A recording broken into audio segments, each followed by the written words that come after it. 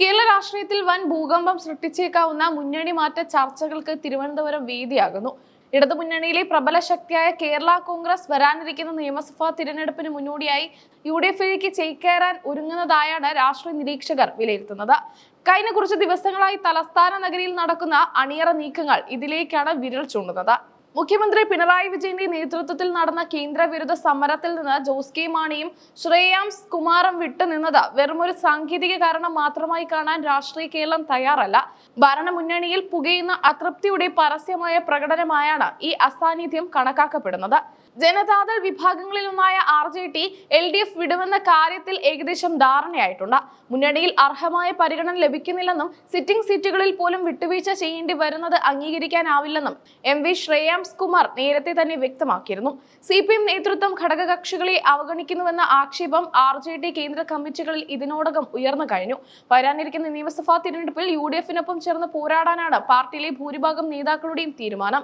ഇത് മുന്നണിയുടെ അടിത്തറയിൽ വലിയ വിള്ളൽ വീഴ്ത്തും. കേരള കോൺഗ്രസ് എന്ന ശക്തി ഇടതുപക്ഷത്തോടൊപ്പം ചേർന്നതാണ് കഴിഞ്ഞ തിരഞ്ഞെടുപ്പിൽ മധ്യ തിരുവിതാംകൂറിൽ LDF-ന് വലിയ വിജയം സമ്മാനിച്ചത്.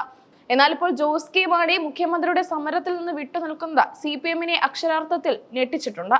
പാർട്ടി ഔദ്യോഗികമായി യാത്രയിലാണെന്ന് വിശദീകരിക്കുന്നുണ്ടെങ്കിലും ഇതിന് പിന്നിൽ വലിയ രാഷ്ട്രീയ തന്ത്രങ്ങൾ ഉണ്ടെന്നാണ് പുറത്തുവരുന്ന വാർത്തകൾ. UDF നേതൃത്വവുമായി ജോസ് കെ മാണി നേരിട്ട് ആശയവിനിമയം നടത്തിയതായും അഭ്യൂഹങ്ങളുണ്ട്. സീറ്റ് വിഭജനത്തിലെ അതൃപ്തിയാണ് പ്രധാന കാരണമായി ചൂണ്ടിക്കാണിക്കപ്പെടുന്നത്.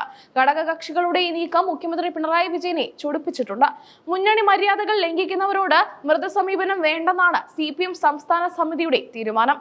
സമരത്തിൽ നിന്ന് വിട്ടുനിന്ന നേതാക്കളെ പാർട്ടി അതൃപ്തി അറിയിക്കും. വരാനിരിക്കുന്ന സീറ്റ് വിഭജന ചർച്ചകളിൽ ഇവർക്ക് യാതൊരു ഇളവും നൽകേണ്ടതില്ലെന്നാണ് CPM തീരുമാനം. ഘടകകക്ഷികളുടെ വിലപേശൽ തന്ത്രങ്ങൾക്ക് വഴങ്ങില്ലെന്ന് പാർട്ടി സെക്രട്ടറി MV ഗോവിന്ദൻ പരോക്ഷമായി സൂചിപ്പിച്ചു കഴിഞ്ഞു. ഇത് വിള്ളൽ വർദ്ധിപ്പിക്കാനേ സഹായിക്കൂ. ഭരണവിരുദ്ധ വികാരം ആളിക്കത്തിക്കാൻ ശ്രമിക്കുന്ന UDF-ന് കേരള കോൺഗ്രസിന്റെ മടങ്ങിവരവ് വലിയ ഊർജ്ജമാകും.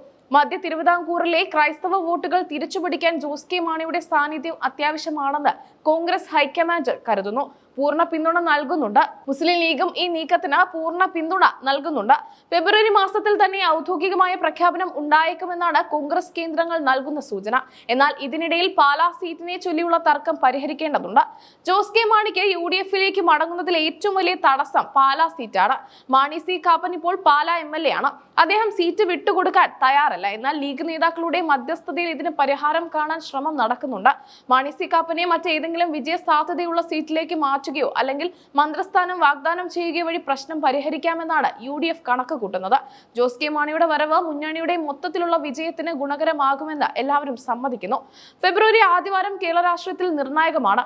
കേരള കോൺഗ്രസ് എമ്മിന്റെ സ്റ്റിയറിംഗ് കമ്മിറ്റി യോഗം ചേർന്ന അന്തിമ തീരുമാനമെടുക്കും. ഈ മാറ്റം LDF-ന് വലിയ ആഘാതമുണ്ടാക്കുമെന്നതിൽ സംശയമില്ല. മുഖ്യമന്ത്രിയുടെ സമരത്തെ കോമഡി എന്ന് വിശേഷിപ്പിച്ച പ്രതിപക്ഷം മുന്നണിയിലെ വിള്ളലുകൾ രാഷ്ട്രീയമായി ഉപയോഗിക്കാനാണ് നോക്കുന്നത്.